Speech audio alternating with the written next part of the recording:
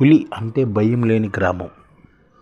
రాజస్థాన్లోని పాలీ జిల్లాలో ఉన్న బేరా గ్రామంలోని ప్రజలు పులులతో సహవాసం చేస్తుంటారు అన్నమాట. అంటే పులిని ఇక్కడ ప్రతి ఇంటి గడప దగ్గర గృహాల దగ్గర గుట్టలతో పులులు కనబడతాయి అన్నమాట. అది ఎక్కడంటే రాజస్థాన్లోని పాలీ జిల్లాలోని బేరా గ్రామంలో అనమాట.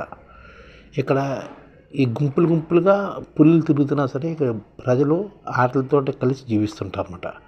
ఈ గ్రామాన్ని చిల్తిపుల్ విలేజ్ అని కూడా అంటారన్నమాట.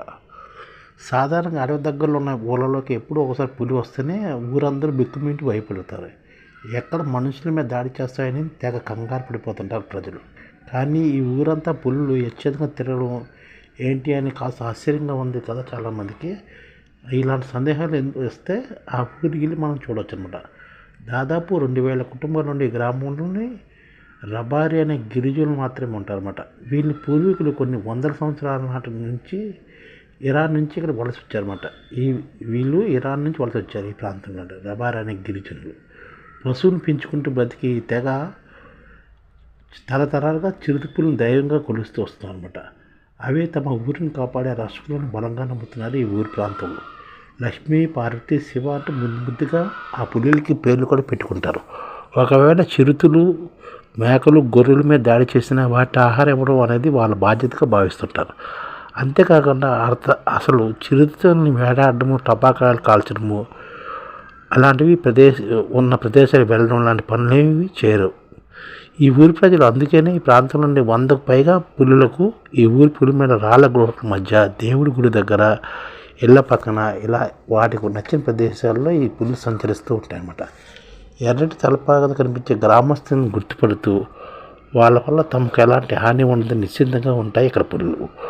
పుట్టినప్పటి నుంచి ఈ ప్రాంతంలో మనుషుల మీద తిరుగుతూ పెరగడం వల్లనే ప్రజలు నడుచుకునే విధానం వలన తెలియదు కానీ విచిత్రంగా అక్కడ ఉండే చిరుతపులు కూడా ఆ ఊరి ప్రజల మీద ఎలాంటి దాడులు చేయడం అనమాట.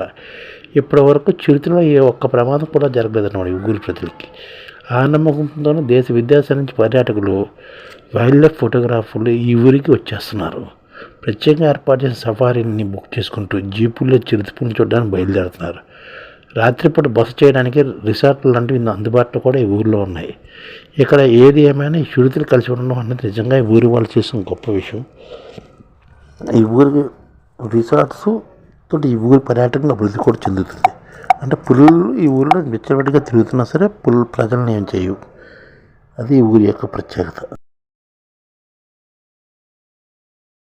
ఈ ఛానల్ ముఖ్య ఉద్దేశం ఏంటంటే మన తెలుగు రాష్ట్రాల్లో 1 కోటి మందికి సంఘటిత రంగాల్లో ఏ విధంగా ఉద్యోగాలు ఇవ్వవచ్చు, కనీస నెల జీతం 30,000 వరకు ఏ విధంగా ఇవ్వవచ్చు, ఏ విధంగా చేస్తే ఉద్యోగాలు సృష్టించబడతాయో వివరిస్తూ ఈ ఛానల్ వీడియోలు వస్తాయి.